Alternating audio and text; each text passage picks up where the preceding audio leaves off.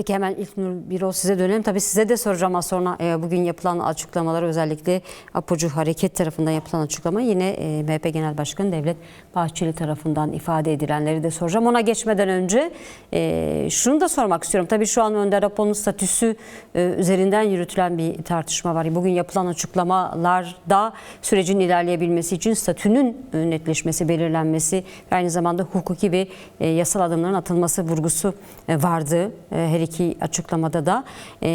Ancak ona geçmeden önce şimdi en son görüşme 27 Mart'ta yapıldı.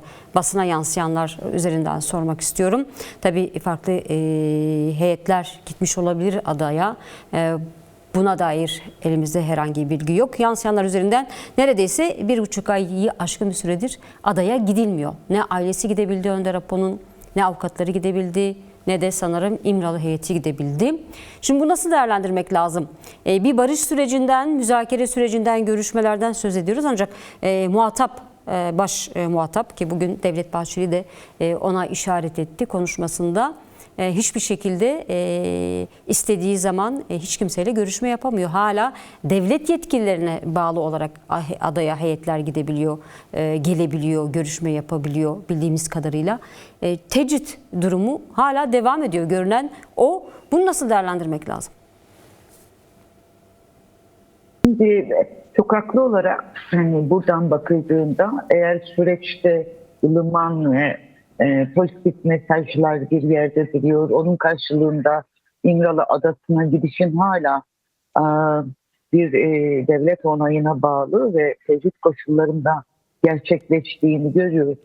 Yani terazinin iki cephesinin birbirine uyumlu olmadığını rahatlıkla söylememiz lazım. Bu nasıl bir siyasetti, nasıl bir yöntemdir? Kuşkusuz bunu yapanların bir muratları var. Yani kamuoyunda devam ediyor mesajıyla birlikte uygulamada görüşmelerin kısıtlandığı, izne tabi kılındığı ve istenildiğinde, görüşülüp istenildiğinde kapıların kapatıldığı İmralı gayri nizami hukuk rejiminin hala devam ettiği bir durum var. Bunun bir negatif durum olduğunu teslim etmemiz. Şimdi buradan şuna gelmek istiyorum. Aslında hani hukuk güvencesi, bir hukuki güvence sözünün ne kadar manalı olduğu da tam da aslında bu uygulamayla ortaya çıkıyor. Yani tarihi bir kavşakta, tarihi bir süreç için adım atılmış bir yıllık süreç, olabildiğince kamuoyu tarafından olumlu karşılanan adımlarla ilerlemiş.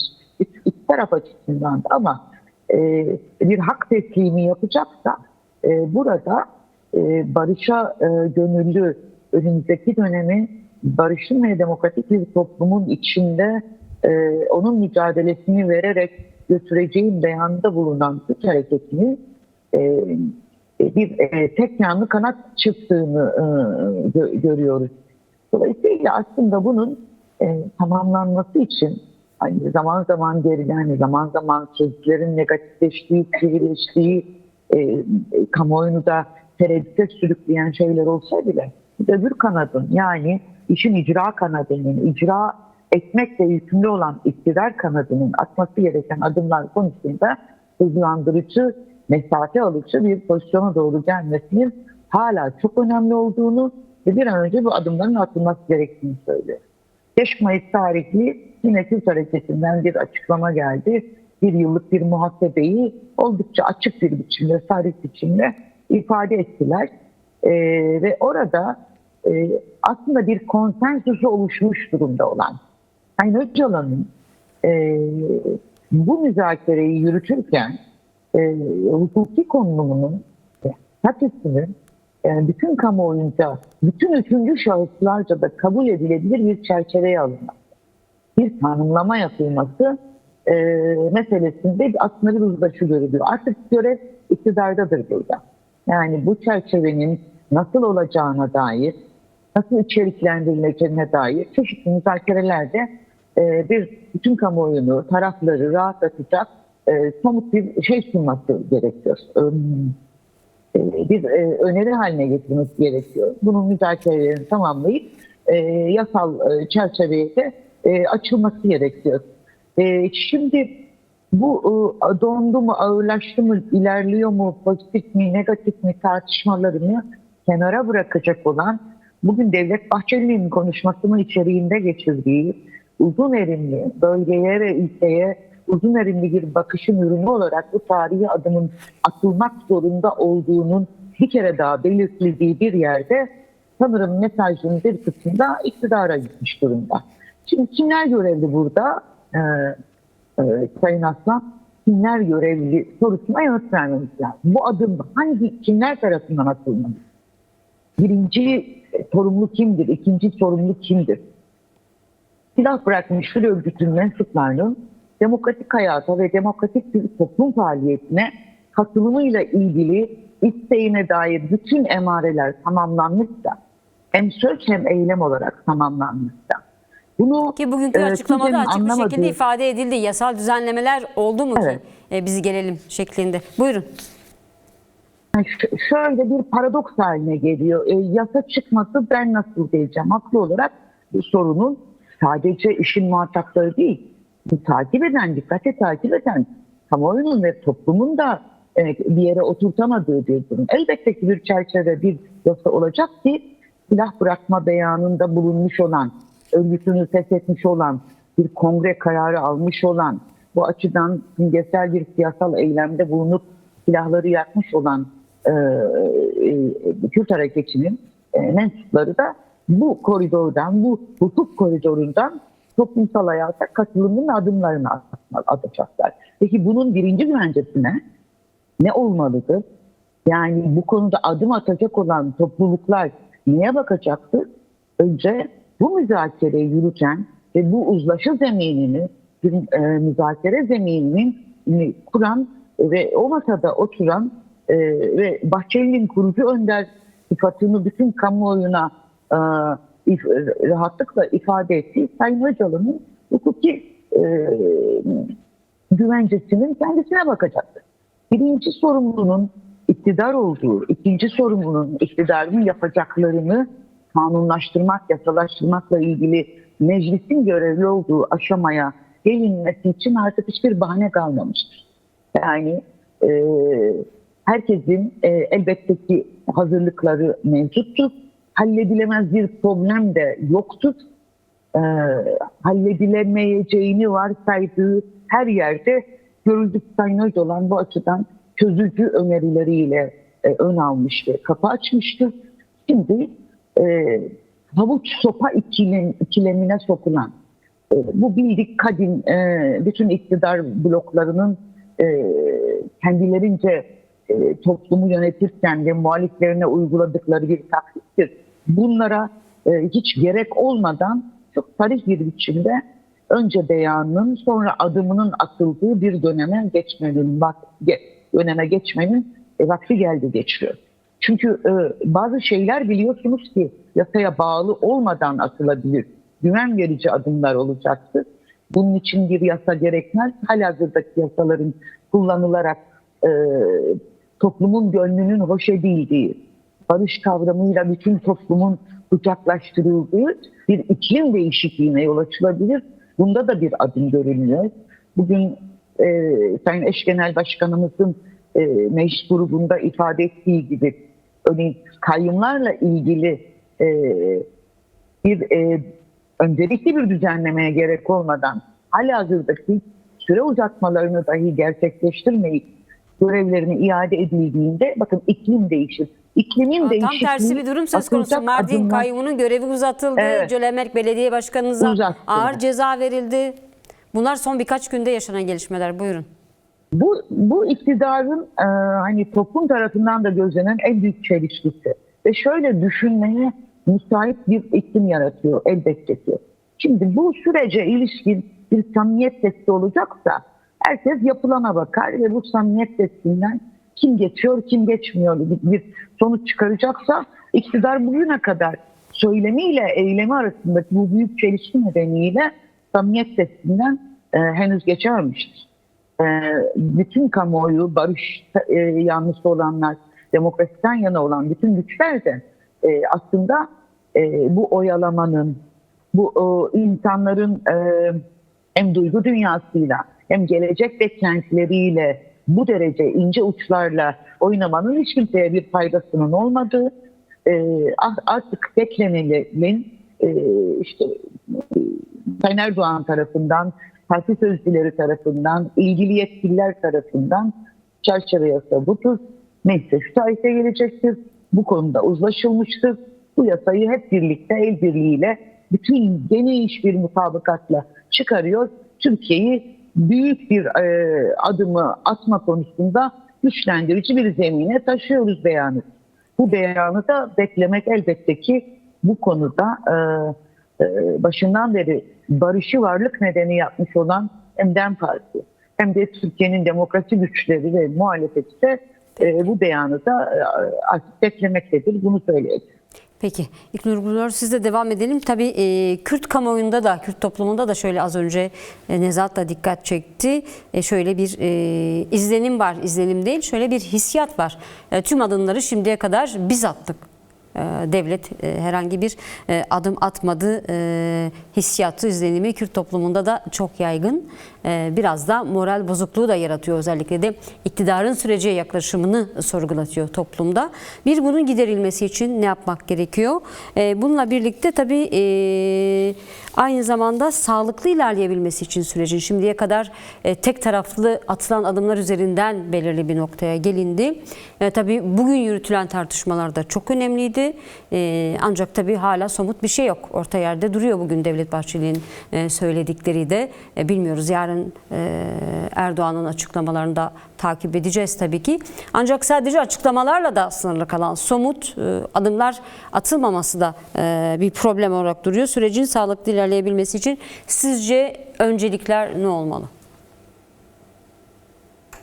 Şimdi sevgili Aslan,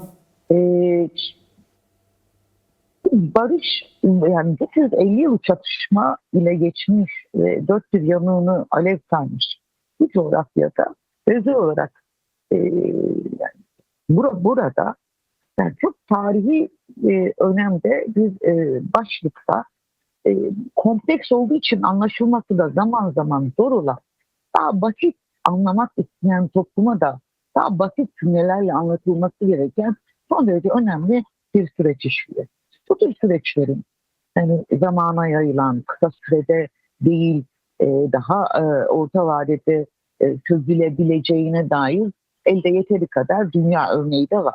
Yani çok kısa sürede yüksek beklentilerin tamamında gerçekleşmenin olmadığı, daha orta vadede bunların olabildiği örnekler de var. Fakat şunu bizim gözden kaçırmamamız lazım. Barış ve demokratik toplum süreci bir ikili karakter taşıyor.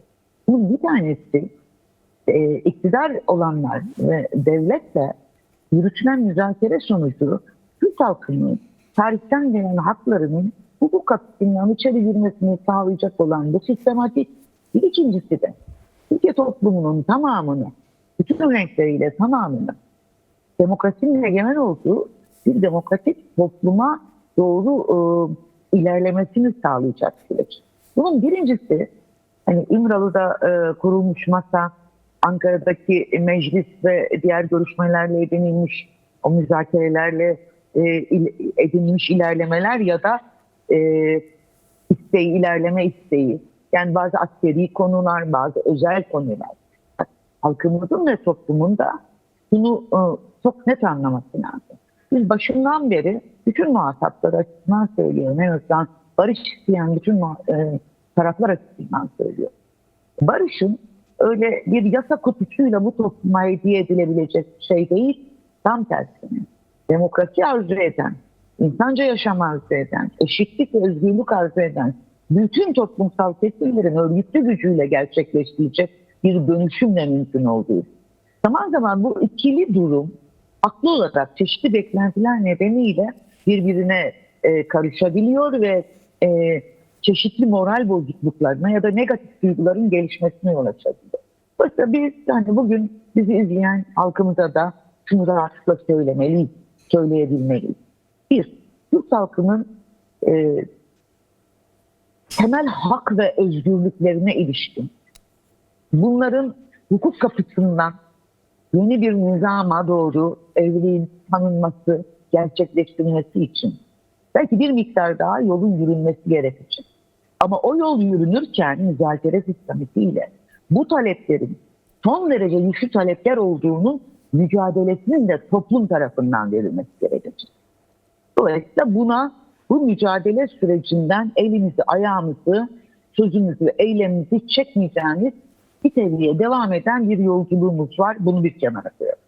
Bir diğeri iktidar bloku ve devletle yürütülen müzakere sistematiğinde sürecin bir bölgenin ve dünyanın içinde bulunduğu koşullar, tarihsel koşullar nedeniyle, ülkenin içinde bulunduğu koşullar nedeniyle aciliyeti olduğu ve acil adımlar atılması gerektiği, bunun birinci adımının da bu müzakerenin meşruiyetini taşıyan masayı hukuk güvenceye almak.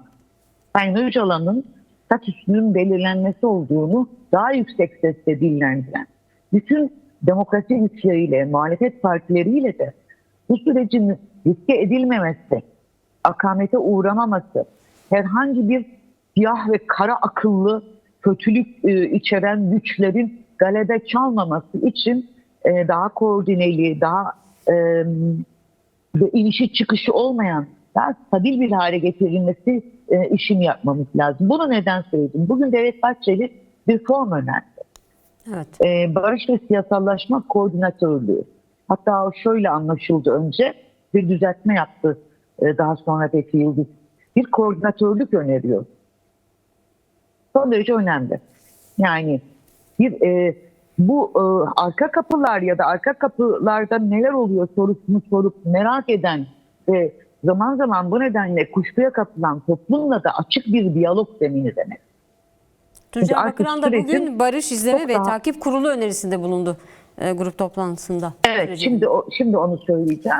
Eşkıya Başkanımız da bugün yine içeriği birbirine benzer ama müzakere edildiğinde bulunmayacak bir yol değil, bir Barış İzleme ve Takip Kurulu, hatta içeriğine dair önemli başlıklar ifade etti.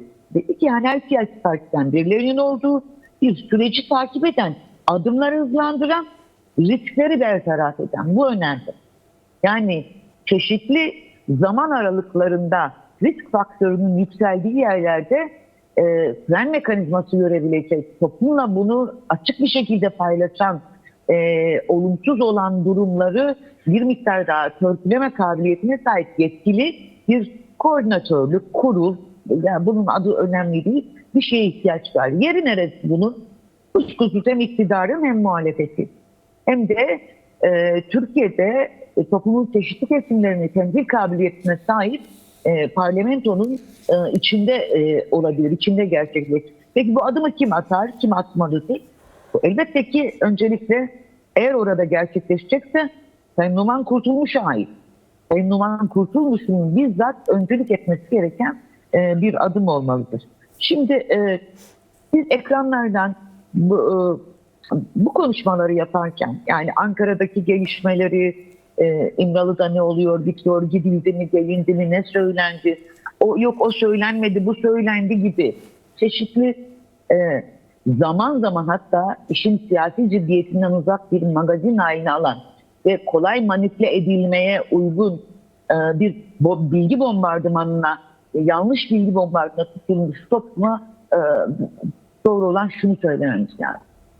Bir, elini mücadele eden çektiğin an barış iktidar güçleri açısından çok istedikleri, kısa sürede elde etmek istedikleri bir şey olmuyor.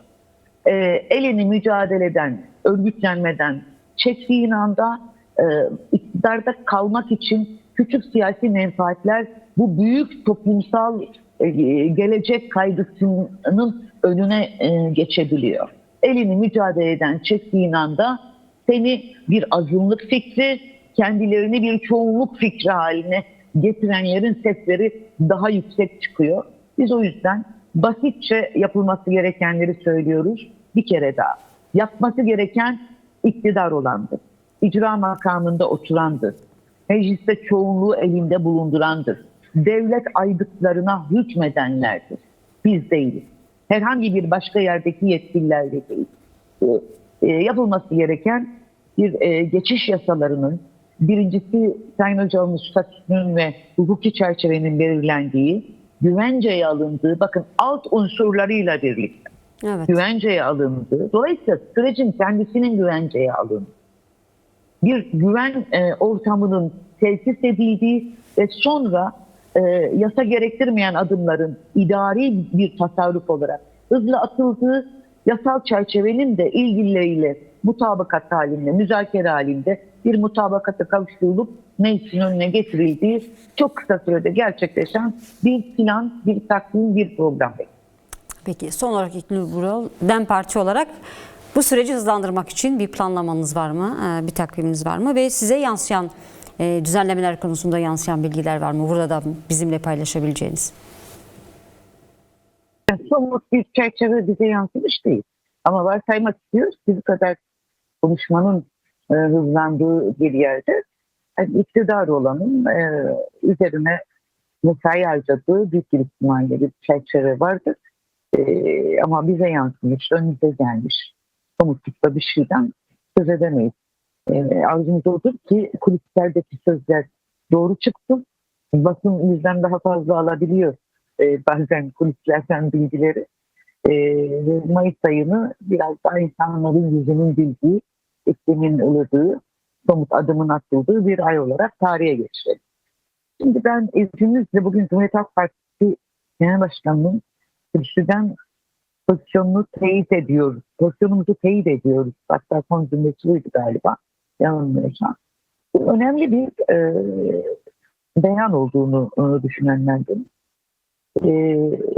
Şimdi yani bunca baskı ve saldırı karşısında meselenin tarihi önemine binaen Cumhuriyet Halk Partisi yani bu ülkenin köklü geleneklerinden ana muhalefet partisinin Kürt sorunun çözümünde ve barış ve demokratik toplum sürecinin müzakere sistematiğine dair kendi durumlarını bir kere daha teyit ediyor olmaları önemlidir. Şimdi dolayısıyla bir toplumsal meşruiyet açısından zaman zaman kaygı duyduğunu ifade eden iktidar blokuna da herhalde verilmiş en önemli mesajlardan bir tanesi. Bir toplumsal meşruiyet problemi yoktur. Çeşitli güç odaklarını yani süreçten yana olmayan güç odaklarını toplumu manipüle eden, ırkçılık fışkırtan, böyle zehirli dille hitap etmeye, topluma hitap etmeye ve bir ayrımcılık yaratmaya çalışanların da önüne en önemli engellerden bir tanesi bu olacak. Bir toplumsal meşruiyet problemi yok. Türkiye barışı kucaklamaya hazırdır Türkiye toplumu. Her ne kadar zehirlemeye çalışırlarsa çalışsınlar. Eğer toplum bu hazırlık içindeyse ki bir dünya anket de bunu gösteriyor zaten. Görev artık iktidardadır. İktidar bu duruma ilişkin bu genel beklentiyi karşılar adımı hiçbir kısa vadeli, özel çıkar, özel siyasi fayda sistematiğine sokmadan değerlendirmek zorundadır. Şimdi siyasilerin beyanları önemlidir. Beyanı kabul etmekle yükümlüsünüz. Dolayısıyla bu zamana kadar aksi bir beyan gelmediğini varsayarsak biz de şöyle düşünmek isteriz. Demek ki hazırlıklarını yapıyorlar, süreci devam ettiriyorlar ve çok kısa sürede bir takım yasal mevzuatlar karşılıklı mutabakat sağlanmış. Mutabakatı sağlanmış içerikle hem kamuoyuna hem meclise hem de muhataplara gelecektir diye düşünmek istedim. Umarım Mayıs ayının dediğim gibi bir iklimi ılımanlaştıran böyle pozitif bir adımla geçirilir. Ancak halkımıza buradan seslenmek istiyorum. Bu çok kritik, çok önemli. Yani bir ana akım televizyonlar izlendiğinde, sosyal medya takip edildiğinde, çeşitli beyanlar duyulduğunda, nedense işin kötümserliği ve negatifliğinden enerji olan güçler zaman zaman hakikaten moral bozucu ataklar yapıyor. Hiç unutmayın. Onlarca yıllık demokrasi ve özgürlükler mücadelesini sırtlana bedel ödeye bugüne getirmiş bir halk. DEM Parti olarak söylüyorum. DEM Parti'ye teveccüh gösteren halkını da. Barış öyle elimize attığımızda biz çok iyi biliyoruz ki hemen elde edeceğimiz bir şey değil. O yüzden eylemimiz ve söylemimiz, yani dilimizde barış, ne sokakları, ne alanları, mahalleleri, fabrikaları, okulları terk etmeden, orada biz gibilere bu meseleyi çok daha içerikli anlatarak, örgütlü hale gelerek, daha da büyüyerek, daha da güçlenerek yakınlaştık. Süren müzakere sistematiğini hızlandıracak yegane şey halkın örgütlü gücüdür. Herkesi herhangi bir negatif rüzgara kapılmadan ulaşacağımız bir demokratik toplum, ulaşacağımız bir barış var. O yolda yürüyüşümüze devam ediyoruz ve örgütleniyoruz demeye ve çalışmaya bir kere daha çağırıyoruz. Peki.